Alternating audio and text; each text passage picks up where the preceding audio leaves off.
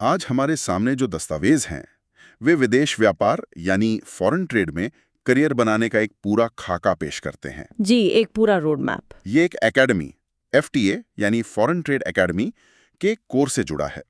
इसमें बताया गया है कि कैसे कोई व्यक्ति महज 5 सालों में एक शुरुआती नौकरी से मैनेजर की भूमिका तक पहुंच सकता है। बिल्कुल। तो आज की हमारी पड़ताल का मिशन है इस करियर के रास्ते को समझना, इसके लिए जरूरी स्किल्स को जानना और ये देखना कि इस पर किए गए निवेश का रिटर्न कैसे मिलता है। जैसा कि इन दस्तावेजों में बताया गया है। शुरुआत एक दिलचस्प दावे से करते हैं।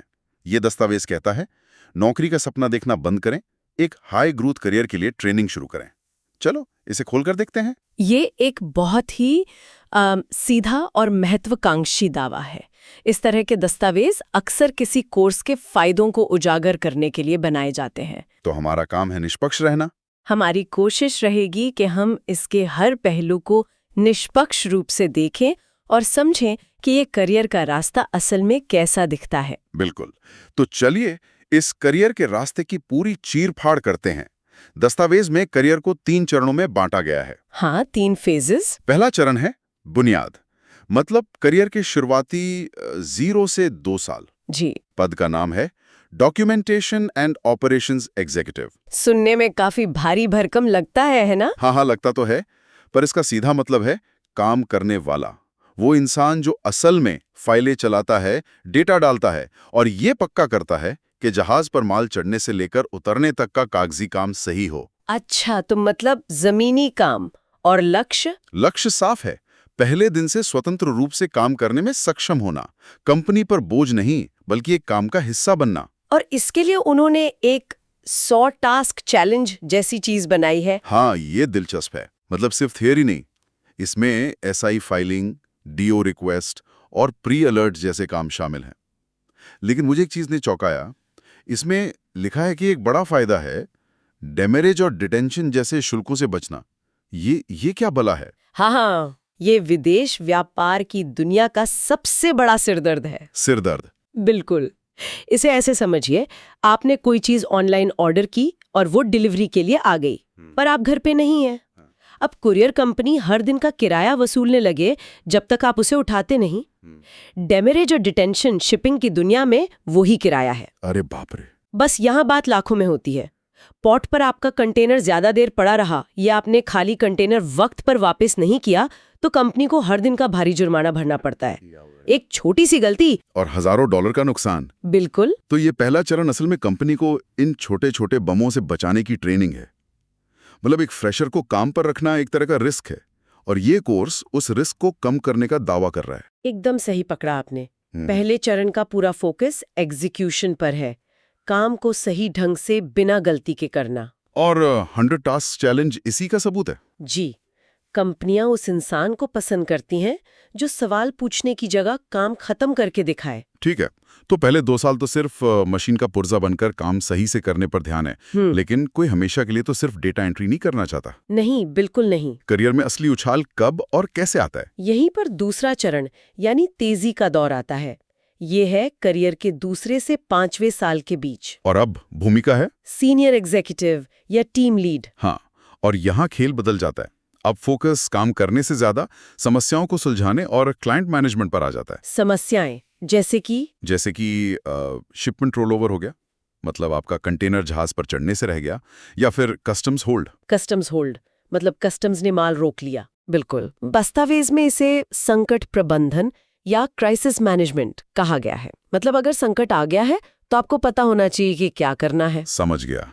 तो ये सिर्फ फाइलें आगे बढ़ाना नहीं है, ये आग बुझाने जैसा काम है। एकदम सही। ये प्रगति स्वाभाविक है।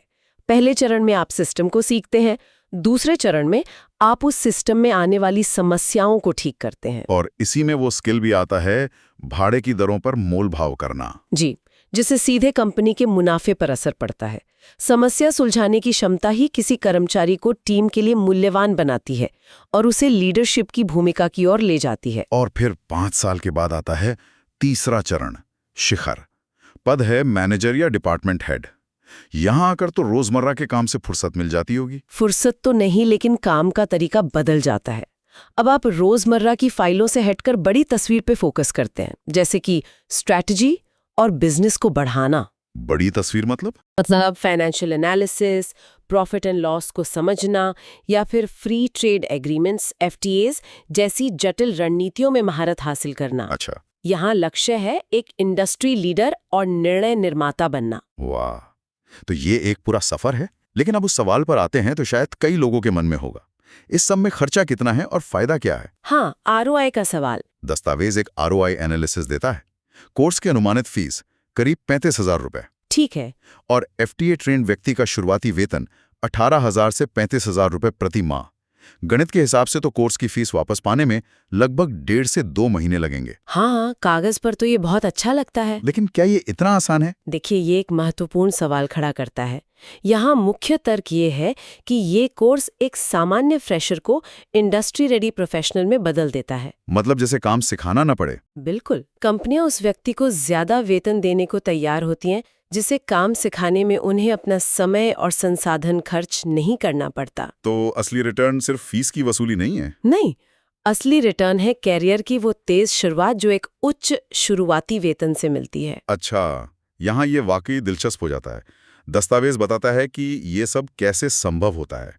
इसमें 5 मॉड्यूल का जिक्र है। हाँ, जो नौकरी की सुरक्षा सुनिश्चित करने का दावा करते हैं। मॉड्यूल 1 है एक्सपोर्ट और इंपोर्ट प्रक्रिया पर, एफओबी से डीडीपी तक पूरी लॉजिस्टिक्स चेन को समझना। मतलब पूरे तस्वीर दिखाना ताकि आप अंधेरे में तीर न चलाएं। फिर मॉड्यूल 2 है शिपिंग और फ्रेट फॉरवर्डिंग पर, बिल ऑफ लेडिंग, बीएल जैसे दस्तावेजों में महारत। और यहाँ हर मॉड्यूल एक खास जोखिम को कम करने के लिए बनाया गया है। जैसे बिल ऑफ लेडिंग में एक छोटी सी गलती से शिपमेंट गलत जगह पहुंच सकता है और कंपनी को भारी नुकसान हो सकता है। जी हाँ। और कस्टम्स क्लियरेंस वाला तीसरा मॉड्यूल, कस्टम्स हर देश का गेट कीपर है। एक गलत जवाब या गलत दस्तावेज और वो आपके माल के लिए गेट बंद कर देगा। और फिर कार्गो अटक सकता है और जुर्माना लग सकता है। बिल्कुल। ये मॉड्यूल आपको उन 50 सबसे आम कस्टम्स प्रश्नों के तथ्यात्मक उत्तर देना सिखाता है। और बाकी के 2 मॉड्यूल, चौथा और 5वां, वो कस्टम्स ईडीआई फाइलिंग और डॉक्यूमेंटेशन और कम्युनिकेशन पर है। मतलब इलेक्ट्रॉनिक डेटा तैयार करना और पेशेवर ईमेल शिष्टाचार में महारत। ईमेल लिखना इतना जरूरी क्यों है? क्योंकि इस बिजनेस में हर ईमेल एक कानूनी दस्तावेज की तरह होता है। एक गलत शब्द से लाखों का नुकसान हो सकता है। एक ढीले ढाले तरीके से लिखा गया ईमेल पूरी कंपनी की छवि खराब कर सकता है। ये सटीकता का खेल है। बिल्कुल। और फिर आता है 100 टास्क चैलेंज।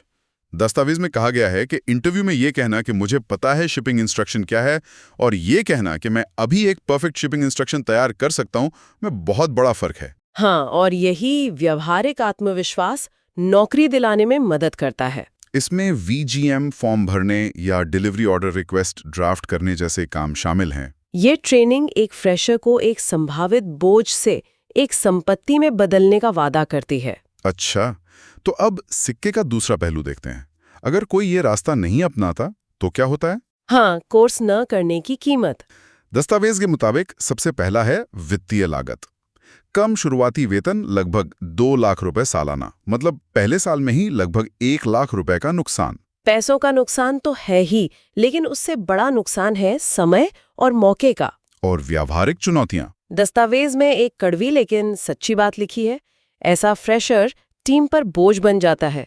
सोचिए, एक सीनियर कर्मचारी जिसे कंपनी अच्छा वेतन देती है, वो अपना कीमती समय नए लड़के या लड़की को ये सिखाने में लगा रहा है कि ईमेल कैसे लिखते हैं। कंपनियां इससे नफरत करती हैं। बिल्कुल। और खराब ईमेल शिष्टाचार से गलतफहमी और डेमरेज जैसे भारी दंड लग सकते हैं। हाँ, और ये बात भी है कि जब आप सीखते हुए गलती करते हैं तो उसकी कीमत कौन चुकाता है? कंपनी। जैसे एक गलत एचएस कोड डालने पर शायद 5,000 रुपए का जुर्माना लगे। जी, और यहीं पर दस्तावेज की सबसे शक्तिशाली तुलना आती है। ये बताती है कि अनुभव के साथ गलती करने की कीमत कैसे बढ़ती है। मतलब एक फ्रेशर के तौर पर 5,000 रुपए का जुर्माना शायद माफ कर दिया जाए, लेकिन सोचिए आप एक सीनियर एग्जीक्यूटिव या मैनेजर हैं। वैसे ही एक गलती से कंपनी को लाखों का नुकसान हो सकता है, ऑडिट हो सकता है, या कंपनी का लाइसेंस भी रद्द हो सकता है। अरे बाप रे। तो इसका गहरा मतलब ये है कि शुरुआती दौर में मिली मजबूत नींव बाद के करियर में बड़े जोखिमों से बचाने के लिए एक बीमा की तरह काम करती है। तो जो आप करियर की शुरुआत में सीखते हैं वो बाद में होने वाले विनाश को रोकने का एक इंश्योरेंस है। एकदम सही। तो इन दस्तावेजों की गहराई से पड़ताल करने पर हमने एक स्पष्ट तस्वीर देखी। एक संरचित 5 वर्षीय करियर योजना, एक त्वरित वित्तीय रिटर्न का वादा और व्यवहारिक कौशल पर एक गहरा ध्यान। जो एक फ्रेशर को